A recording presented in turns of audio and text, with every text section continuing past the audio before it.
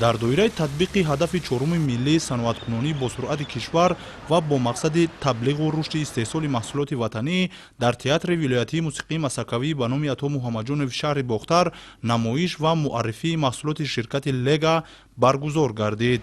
Ин ширкат ки аввалин истеҳсолкунандаи системаҳои дару тирезаҳои алюминӣ дар кишвар ба ҳисоб меравад, дар ҳамоиши мазкур маҳсулоти рақобатпазир ва воридотивазкунандаи ин ширкат муаррифӣ гардид. Дар чорабинии соҳибкорон ва сохтмончиён аз шаҳру ноҳияҳои вилояти Хатнон ки бо ширкати Лега ҳамкорӣ фаъол доранд, иштирок намуданд. Масъулон таъкид доштанд ки бо мақсади тавсеаи ҳамкорӣ ва дастгирии бештари мизоҷон ба маҳсулоти босифат, намоиши васеъи дару тирезаҳои алюминӣ ва пластикӣ роҳандозӣ гардид ва аксари ташрифовардагон аз сифати баланди маҳсулот изҳори қаноатмандӣ карданд. Ширкати Лега аввалин коргоҳи истеҳсолии профилҳои алюминӣ дар ҷумҳурии Тоҷикистон мебошад ки дар даврони истиқлолияти ҷумҳурии Тоҷикистон кушода шуда буд.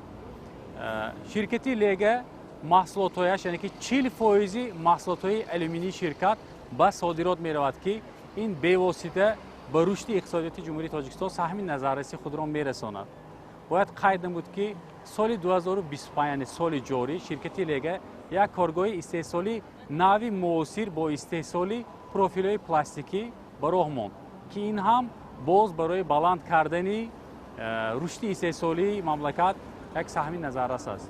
Бояд қайд намуд ки профилҳои ширкати Лега дар тамоми ҷумҳурии Тоҷикистон дастрас аст, яъне ки ҳамаи истеҳсолкунандагони дару тиреза метавонанд бевосита аз шаҳру ноҳияҳои худ инро харидорӣ намуда истифода баранд. طبق اطلاع شرکت لگا سال 2008 تأسیس یافته از سال 2013 با استحصال پروفیل های آلومینی شروع کرده است. حالا بیش از 400 نفر در کارخانه مذکور با جای کار دائمی تامین میباشند و زیاده از 40% محصولات استحصال شده با صادرات روانه می شود.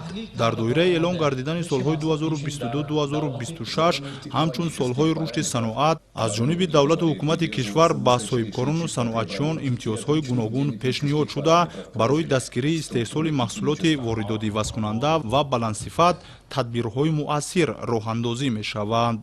یکمین پروفیل آلومینی ترمو نیز شرکتی لگا استحصال کرده است. عین حال در مقیاس جمهوری تاجیکستان از همه پروفیلی، یعنی غاف‌ترین پروفیل آلومینی ترمو میگوییم از شرکتی لگا است و از همه پروفیل غاف‌ترین پلاستیکی هم نیز از شرکتی لگا است. مسئولان ضمن سخنرانی در همایش با ضرورت استفاده تکنولوژی‌های معاصر و تجربه پیشرفته دولت‌های خارجی تاکید کرده افضلیت‌های محصولات شرکت لگا از جمله مطابقت آنها با ذوق خریداران و قابلیت خوب نگهداری گرمی و پس کردن صدا را مورد توجه قرار دادند. در انجام واخوری به یک قطار ساکنان برای همکاری فعال تحفه‌های خاطره‌ای تقدیم گردید.